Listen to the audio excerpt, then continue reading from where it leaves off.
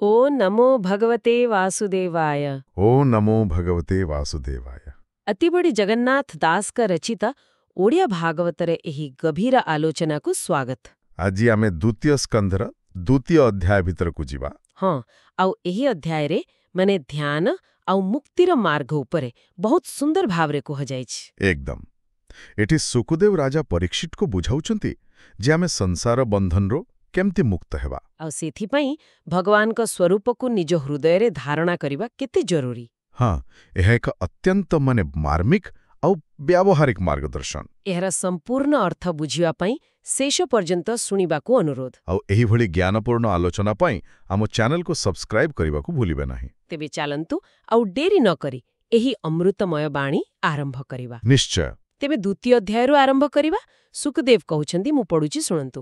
ସେ ପ୍ରାଣୀ ହୋଏ କୃତକୃତ୍ୟ, ତାହାକୁ ପ୍ରସନ୍ନ ଅନନ୍ତ।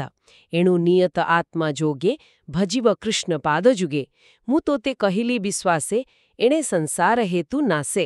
ବାଃ, ଦେଖନ୍ତୁ ଏଠି କେତେ ସ୍ପଷ୍ଟ ଭାବରେ କୁହାଯାଇଛି, ଯେଉଁ ବ୍ୟକ୍ତି ନିଜ ମନକୁ ପୂରାପୂରି ସ୍ଥିର କରି ଶ୍ରୀକୃଷ୍ଣଙ୍କ ଚରଣ କମଳରେ ଲଗେଇ ପାରିଲା, ହଁ, ସେ ହିଁ କୃତକୃତ୍ୟ ହୁଏ। ଆଚ୍ଛା, ଆଉ ତା ଉପରେ ସ୍ୱୟଂ ଅନନ୍ତ ପ୍ରଭୁ ପ୍ରସନ୍ନ ହୁଅନ୍ତି। ମାନେ ସଂସାର ବନ୍ଧନର ଯାହା ମୂଳ କାରଣ। ହଁ, ତାହା ନାଶ ହୋଇଯାଏ। ଏହା ହିଁ ଏକମାତ୍ର ଉପାୟ। କିନ୍ତୁ ସବୁବେଳେ ଗୋଟିଏ ପ୍ରଶ୍ନ ଆସେ, ଯେଉଁମାନେ ଏହି ମାର୍ଗକୁ ଅବମାନନା କରନ୍ତି, ସେମାନଙ୍କର ଗତି କ'ଣ ହୁଏ? ହଁ, ଏକ ଭଲ ପ୍ରଶ୍ନ। ଆଉ ଶ୍ଲୋକରେ ଏହାର ଉତ୍ତର ବି ବଡ଼ ସୁନ୍ଦର ଭାବରେ ଦିଆଯାଇଛି। ଠିକ୍, ମୁଁ ପରବର୍ତ୍ତୀ ପଦ ପଢ଼ୁଛି।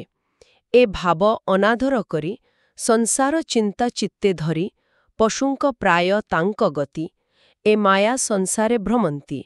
ଦେଖ ସଂସାରେ ପ୍ରାଣୀ ଯେତେ, ଯନ୍ତ୍ରିତ ଯମର ଆୟତ୍ତେ, ବୈତରଣୀ ନାମେ ନଦୀ, ଯାତନା ମଧ୍ୟେ ସେ ପ୍ରସିଦ୍ଧି। ତହି ପଡ଼ନ୍ତି ଦେଖୁ ଦେଖୁ, ତାଙ୍କ ଜୀବନ କେବା ରଖୁ। ଅର୍ଜିଲା କର୍ମ ଫଳ ସେବି, ଅଶେଷ ଦେହ ତାହା ଭାବି। ଏହା ଏକ ବହୁତ ଗମ୍ଭୀର ଚେତାବନୀ। ହଁ, ବହୁତ ଗମ୍ଭୀର। ଯେଉଁମାନେ ଏହି ଭକ୍ତିଭାବକୁ ଛାଡ଼ି ଦିଅନ୍ତି ଆଉ କେବଳ ସାଂସାରିକ ଚିନ୍ତାରେ ବୁଡ଼ି ରହନ୍ତି, ସେମାନଙ୍କର ଜୀବନ ପଶୁ ସମାନ ହୋଇଯାଏ। ଏକଦମ ସେମାନେ ମାୟା ସଂସାରରେ ଏମିତି ହିଁ ଭ୍ରମିତ ହୁଅନ୍ତି ଆଉ ଶେଷରେ ଯମର ଅଧୀନ ହୋଇ କଷ୍ଟ ପାଆନ୍ତି। ଆଉ ଏ ଯେଉଁ ବୈତରଣୀ ନଦୀର କଥା କୁହାଯାଇଛି, ସେମାନେ ନିଜ କର୍ମଫଳ ଭୋଗିବା ପାଇଁ ସେହି ଭୟଙ୍କର ବୈତରଣୀ ନଦୀରେ ପଡ଼ନ୍ତି। ଆଉ ଅନେକ ଜନ୍ମ ଧରି ଦୁଃଖ ଭୋଗ କରନ୍ତି। ଠିକ୍ କହିଲେ। ତେବେ ପ୍ରଶ୍ନ ଉଠୁଛି, ଏହି ସଂସାର ସାଗରରୁ ପାରି ହେବାର ଉପାୟଟି ପ୍ରକୃତରେ କ'ଣ? ଆଉ ଏବେ ସୁକଦେବ ସେହି ଗୁପ୍ତ ରହସ୍ୟ କହିବାକୁ ଯାଉଛନ୍ତି। ହଁ, ଚାଲନ୍ତୁ ଶୁଣିବା। ଏବେ ହୋ ଶୁଣ ନୃପମଣି, ଯେଣେ ସଂସାରୁ ତରେ ପ୍ରାଣୀ। ଏ ଭାବେ ଏ ନର ଶରୀରେ, ଧାରଣା ଯୋଗ ନିର୍ବିକାରେ। ସ୍ୱଦେହେ ହୃଦୟ ପ୍ରକାଶେ, ସେ ହରି ଘୋରତମ ନାସେ। ପ୍ରାଦେଶ ମାତ୍ର ରୂପ ଧରି, ବିଜୟ ପ୍ରଭୁ ନରହରି। ଦେଖନ୍ତୁ, ଏଠାରେ ସେହି ମୂଳ କଥା ଆସିଲା, ଧାରଣା ଯୋଗ। ହଁ, ଧାରଣା ଯୋଗ ମାନେ ମନୁଷ୍ୟ ଶରୀରରେ ହିଁ ହଁ, ନିର୍ବିକାର ଭାବରେ ନିଜ ହୃଦୟରେ ଭଗବାନଙ୍କୁ ଧାରଣା କରିବାକୁ ହେବ। ହଁ, ଆଉ ସେଠାରେ ପ୍ରଭୁ ନରହରି ଏକ ପ୍ରାଦେଶ ମାତ୍ର ଅର୍ଥାତ୍ ଏକ ଛୋଟ ସୂକ୍ଷ୍ମ ରୂପରେ ବିରାଜମାନ କରନ୍ତି। ଆଉ ସେହି ରୂପର ଦର୍ଶନରେ ହିଁ ସବୁ ଅଜ୍ଞାନ, ସବୁ ଅନ୍ଧକାର ଦୂର ହୋଇଯାଏ। ଏକଦମ। କିନ୍ତୁ ଏହି ସୂକ୍ଷ୍ମ ରୂପଟି କିପରି, ଏହାର ବର୍ଣ୍ଣନା ତ ନିଶ୍ଚୟ ଥିବ। ହଁ, ଅଛି। ଆଉ ଏହା ଅତ୍ୟନ୍ତ ଚିତ୍ତାକର୍ଷକ। ତାହେଲେ ଆଗକୁ ବଢ଼ିବା। ଶ୍ୟାମ ସୁନ୍ଦର ଭୁଜଚାରୀ, ଶଙ୍ଖ କମଳ ଗଦା ଅରି। ଧାରଣା ଯୋଗେ ଏହା ଚିନ୍ତି, ନିଶ୍ଚଳ ନୟନେ ଦେଖନ୍ତି। ପ୍ରସନ୍ନ ଶ୍ରୀମୁଖ ମଣ୍ଟଳ, ଲୋଚନ ଅମଳ କମଳ। କଦମ୍ବ ଜିଞ୍ଜଳକ ସୁରଙ୍ଗେ, ପୀତ ବସନ ଶୋହେ ଅଙ୍ଗେ। ସୁବର୍ଣ୍ଣ କରୀଟ କୁଣ୍ଟଳ, ସୁନ୍ଦର ଅଳକା କପୋଳ। ଅମୂଲ୍ୟ ହାର ବକ୍ଷಸ್ಥଳେ, ରତ୍ନ କେୟୁର ବାହୁମୂଳେ। ବାଃ, ଏହା ଏକ ସମ୍ପୂର୍ଣ୍ଣ ଧ୍ୟାନର ଚିତ୍ର। ଭଗବାନଙ୍କର ଶ୍ୟାମ ସୁନ୍ଦର ଚତୁର୍ଭୁଜ ରୂପ, ହାତରେ ଶଙ୍ଖ, ପଦ୍ମ, ଗଦା ଆଉ ଚକ୍ର। ହଁ, ଆଉ ଯୋଗୀମାନେ ନିଜର ନିଶ୍ଚଳ ନେତ୍ରରେ ଏହି ରୂପକୁ ଦେଖନ୍ତି। ତାଙ୍କର ମୁଖମଣ୍ଡଳ ପ୍ରସନ୍ନ, ଆଉ ନେତ୍ର ନିର୍ମଳ କମଳ ପରି। ଶରୀରରେ କଦମ୍ବ ଫୁଲର ପରାଗ ପରି ପୀତ ବସ୍ତ୍ର, ମୁଣ୍ଡରେ ସୁବର୍ଣ୍ଣ ମୁକୁଟ, କାନରେ କୁଣ୍ଡଳ, ଆଉ ବକ୍ଷରେ ଅମୂଲ୍ୟ ହାର। ସବୁକିଛି କେତେ ସୁନ୍ଦର ଭାବେ ବର୍ଣ୍ଣିତ। ଏହା କେବଳ ବାହ୍ୟ ସୌନ୍ଦର୍ଯ୍ୟ ନୁହେଁ। ନା, ମୋତେ ବି ସେଇଆ ଲାଗୁଛି। ପ୍ରତ୍ୟେକ ଅଙ୍ଗର ଏକ ଗଭୀର ଆଧ୍ୟାତ୍ମିକ ଅର୍ଥ ଅଛି। ଠିକ୍, ଆଉ ବର୍ଣ୍ଣନା ଆହୁରି ଆଗକୁ ଯାଉଛି। ହଁ, ପରବର୍ତ୍ତୀ ପଦଟି ହେଉଛି, ହୃଦୟ ପଦ୍ମ ମଧ୍ୟ ସ୍ମରି, ଯେ ପାଦାଧ୍ୟାୟେ ବ୍ରହ୍ମଚାରୀ ସେ ପାଦ ଲକ୍ଷ୍ମୀରେ ଚିହ୍ନିତ ଦିଶୟ ଅତ୍ୟନ୍ତ ଶୋଭିତ ଶ୍ରୀବତ୍ସ କୌସ୍ତୁଭମଣି ସୁବର୍ଣ୍ଣ ସୂତ୍ରେ ସୁଖଞ୍ଜଣି ଆଜାନୁଲମ୍ବେ ବନମାଳେ ସ୍କନ୍ଧୁବେଷ୍ଟିତ ବକ୍ଷಸ್ಥଳେ ରତ୍ନମେଖଳା କଟିମାଝେ ଅଙ୍ଗୁଷ୍ଠେ ମୁଦ୍ରିକା ବିଲାଜେ ଅଙ୍ଗଦ ନୂପୁର କଙ୍କଣ ବିବିଧ ଅଙ୍ଗ ଆଭରଣ। ଏଠି ଦେଖନ୍ତୁ, ବ୍ରହ୍ମଚାରୀ ସାଧକ ନିଜ ହୃଦୟ କମଳରେ ସେହି ପାଦପଦ୍ମର ଧ୍ୟାନ କରନ୍ତି। ହଁ, ଯାହା ଲକ୍ଷ୍ମୀଙ୍କ ଚିହ୍ନରେ ଶୋଭିତ, ଆଉ ବକ୍ଷରେ ଶ୍ରୀବତ୍ସ ଚିହ୍ନ, କଣ୍ଠରେ କୌସ୍ତୁଭମଣି, ଆଣ୍ଠୁ ପର୍ଯ୍ୟନ୍ତ ଲମ୍ବିଥିବା ବନମାଳା ମଧ୍ୟ। ଠିକ୍, କଟିରେ ରତ୍ନମେଖଳା, ପାଦ ଆଙ୍ଗୁଠିରେ ମୁଦ୍ରିକା, ହାତରେ କଙ୍କଣ, ମାନେ ବିଭିନ୍ନ ପ୍ରକାରର ଆଭୂଷଣରେ ସେ ସୁସଜ୍ଜିତ। ହଁ, ଏହି ବର୍ଣ୍ଣନା ଏତେ ବିସ୍ତୃତ ଯେ ମନେ ହେଉଛି ସତେ ଯେମିତି ସାଧକ ପାଇଁ ଏକ ସମ୍ପୂର୍ଣ୍ଣ ମାର୍ଗଦର୍ଶିକା। ଏକଦମ। ଏବେ ବୋଧେ ଏହାର ଶେଷ ସ୍ପର୍ଶ ଆସିବ। ହଁ, ଅମଳ ପୁଷ୍ପ ଶିରେ ଶୋହେ ନୀଳକୁନ୍ତଳ ଜନ ମୋହେ ସୁନ୍ଦର ହୃଷିତ ବଦନ ଅଞ୍ଜନ ବିରାଜେ ନୟନ ଭ୍ରୁଭଙ୍ଗ ଅନୁଗ୍ରହ ମୁଖ ଭ୍ରୁକୁଟି କୁଟିଳ ସୁରେଖ ଅନେକ ଅନୁଗ୍ରହ ଜହିଁ ସଞ୍ଚିତ ହୋଇଅଛି ରହି। ବାଃ, କେତେ ସୁନ୍ଦର!